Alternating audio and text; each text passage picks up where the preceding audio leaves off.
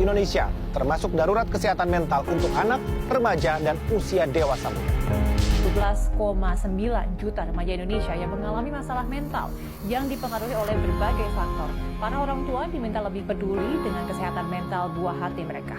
Berdasarkan studi International Journal of Mental Health and Addiction, pengguna media sosial yang berlebih dapat menyebabkan gangguan mental.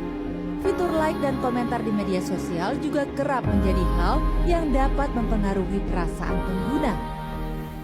Assalamualaikum warahmatullahi wabarakatuh.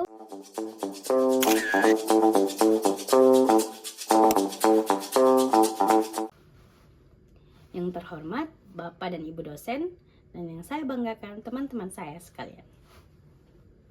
Hari ini saya akan membahas tentang pentingnya menjaga kesehatan mental bagi kalangan remaja. Teman-teman, masa remaja ini adalah masa yang penuh dengan tantangan. Kita dapat menghadapi berbagai macam tantangan atau problem baik dari eksternal maupun dari internal. Contohnya, kita dikejar deadline dan tugas yang menumpuk. Selain itu, pergaulan kita yang hancur, bahkan tekanan dari media sosial dapat mempengaruhi kondisi mental kita. Karena itu, menjaga kesehatan mental itu sama pentingnya dengan menjaga kesehatan fisik kita.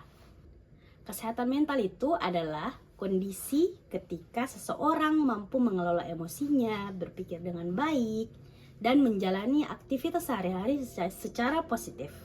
Sayangnya, masih banyak remaja yang mengalami stres, cemas, depresi, atau merasa tertekan.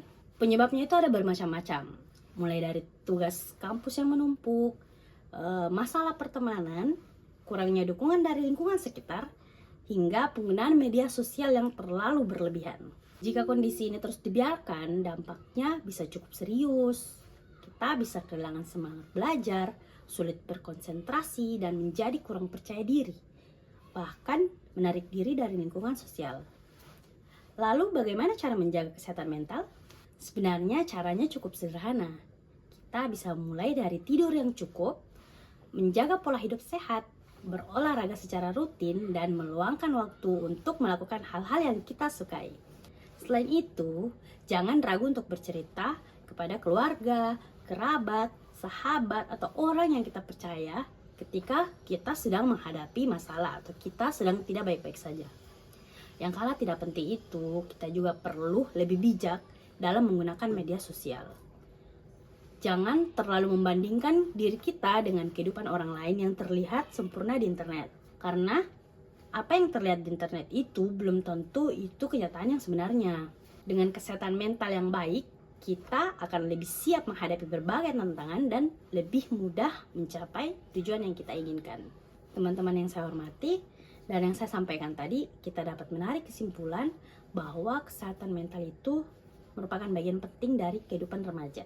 Menjaga kesehatan mental bukan berarti kita tidak pernah mengalami masalah, tetapi menjaga kesehatan mental itu bagaimana cara kita belajar menghadapi dan mengelolanya dengan baik. Mari kita mulai dengan lebih peduli terhadap diri sendiri dan orang-orang di sekitar kita. Jangan takut untuk meminta bantuan atau berbagi cerita ketika kita merasa tertekan atau kita merasa sedang tidak baik-baik saja. Karena itu bukan tanda kelemahan, melainkan bentuk kepedulian terhadap diri sendiri.